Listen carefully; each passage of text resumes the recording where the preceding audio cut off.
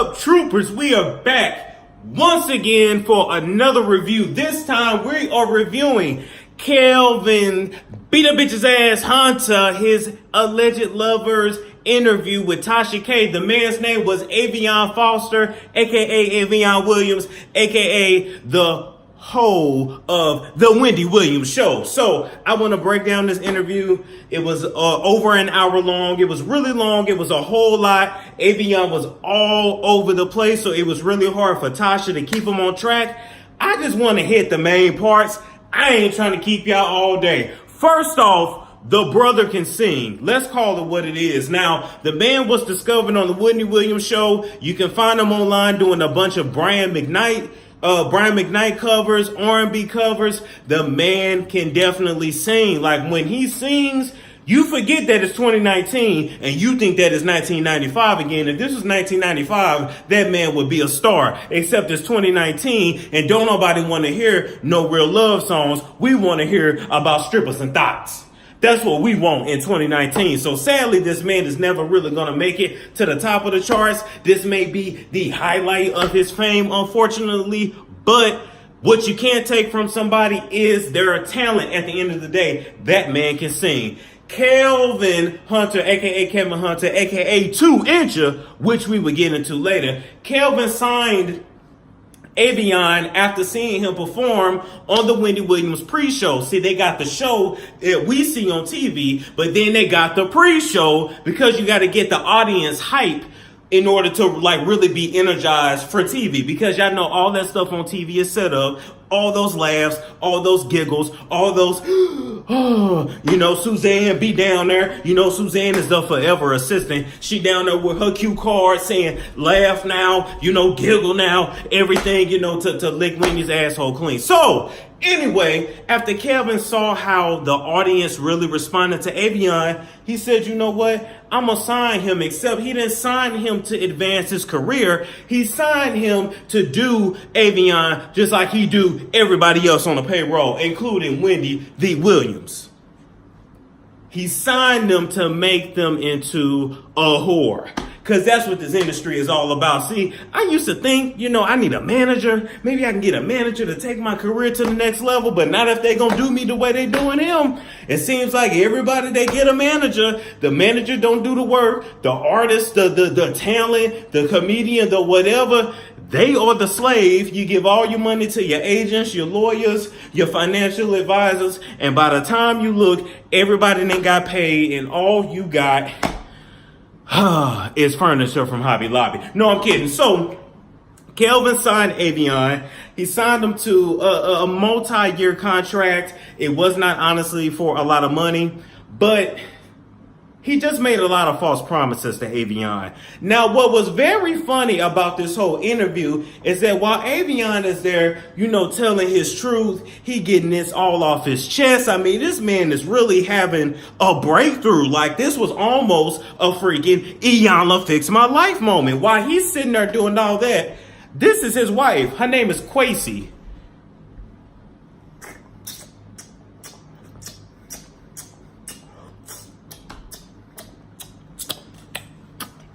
The whole damn interview, she's sitting there, she just messing up them grapes. I said, I'm like, damn girl, was you that hungry? Have y'all not got no check in that long? She ate them grapes like a runaway slave they had not ate in days. She ate them grapes like it was gold. She sucked them grapes to death. So I'm just like, she was really useless in the whole interview. I guess she was there for emotional support, but we just gonna call her the grape eater because she didn't do nothing but eat grapes. Anyway, moving right along. What Avion describes in his business relationship with Kelvin, it wasn't really business relationship. It was a pimp and a hoe, you know, abuser and the abused, okay? So Kelvin started off by saying, you know, come on, Avion, let's go to the spot. We got to go to the spot, got to go to the spot, got to go to the spot. He really wanted to get him in the spot so bad. The reason why is that a lot of things go down in these private spas, in these bathhouses, because typically they ain't got no cameras in there. You got complete privacy, and a lot of people in the industry that like to do, you know, stuff on the DL, that is where they go and do it, where ain't no eyes gonna be on them. It's just between you, your participants, and God. and the devil. Anyway, so Kelvin kept trying to get Avion to come to this, come to the spa. What man wants another man to come to the spa with him that bad? I mean, I ain't saying that a spa is inherently in any way homosexual, but to just constantly beg another man to go to the spa with you, like, something is already off with that picture. So Avion, you couldn't have been that bright to fall for that mess in the first place. Then Kelvin finally gets him into the spa, and then he like, he hop in the pool, and he, nigga, what you gonna do for fame? What you gonna do when the people want you to sign them contracts? See, what Avion was describing is the very same stuff we've been hearing on YouTube and in the streets and the barbershop DVDs for years, that in order to get them big contracts, you got to do something strange for a lot of piece of change. But most of the time it ends up, you don't leave with nothing but a sore ass and hurt feelings. And that's what Avion got. So initially, Avion, they didn't do nothing the first time they went to the spa. Avion was just like, you know what, I'm good on this. I'm going to bounce. Kelvin convinced Avion to go to the spa the second time. Now, this is where I sit back and say, I got to put on my thinking cap.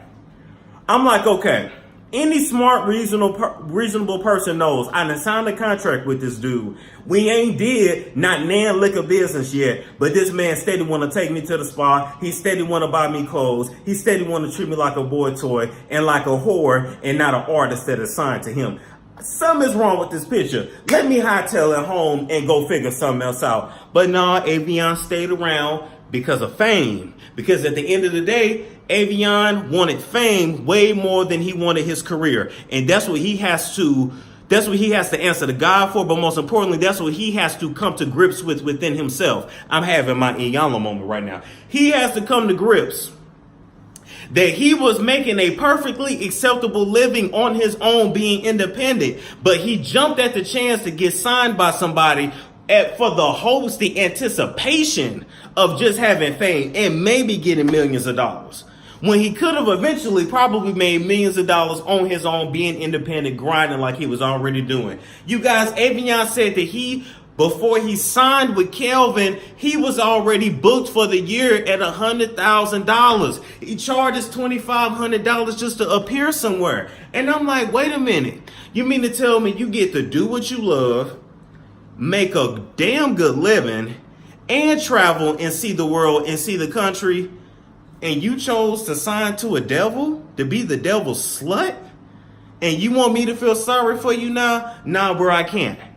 Let me tell you, if I get paid $100,000 to do this, I ain't got to sign with nobody. I'm good where I'm at. So moving right along, then Avion sits there and describes the fact that Kelvin, quote unquote, basically raped him. Now, when he said it, it was like, oh, okay, then ain't something you could just skirmish over. You got to describe it. So I'm going to paint the picture for you guys. So there was this condo that Kelvin had bought for Sharina and Avion. And I think that Charlemagne had stayed there too. But, that's another video for another day. And Avion says that he's just asleep in a condo and that he sleeps naked because he wants to be free, and that's just what he does. And he had just did the number 2, so he had ass crumbs in the sheet and shit stains everywhere, because he didn't say that he had just got out the shower after doing number 2. He said he just got done doing number 2 and got his punk ass in the bed. See, that's what y'all don't understand. I don't know how y'all was raised, but I was raised when you're at the crib and you do number 2, get your ass in the shower and wash your ass.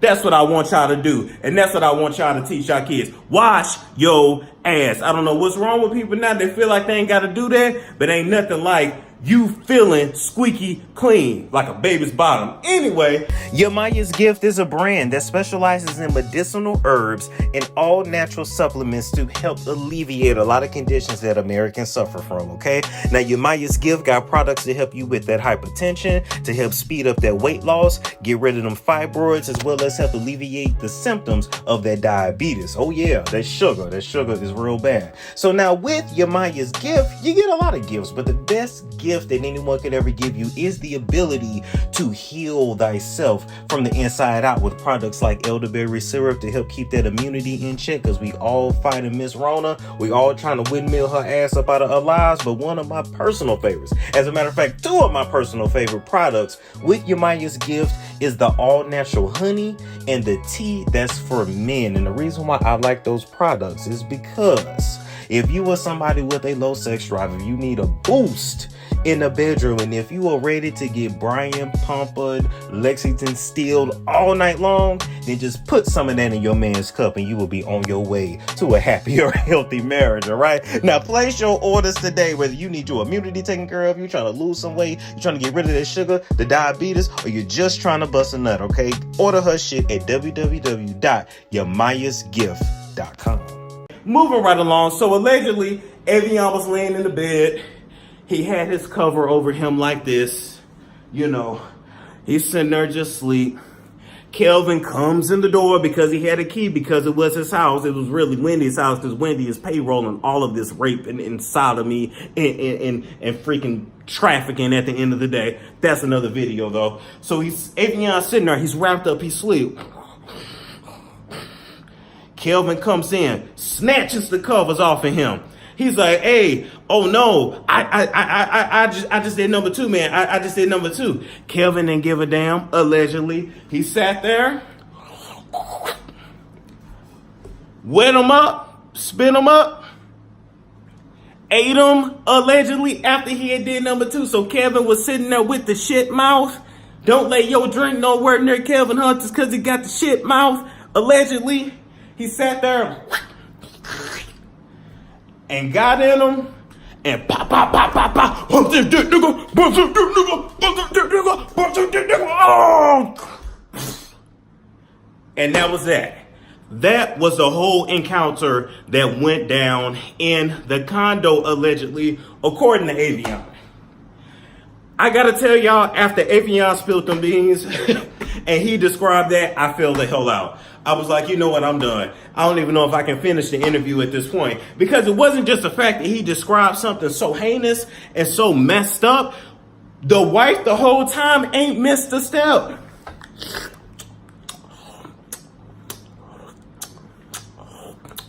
She still was eating them grapes. Like, she didn't lose her appetite. She didn't miss a beat. She was still fucking up them grapes.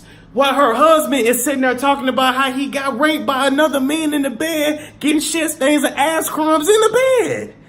Come on. Is that what we doing in 2019, people? Is it that much of a shortage of men for you ladies that that's the kind of man that you gotta marry? I feel sorry for y'all.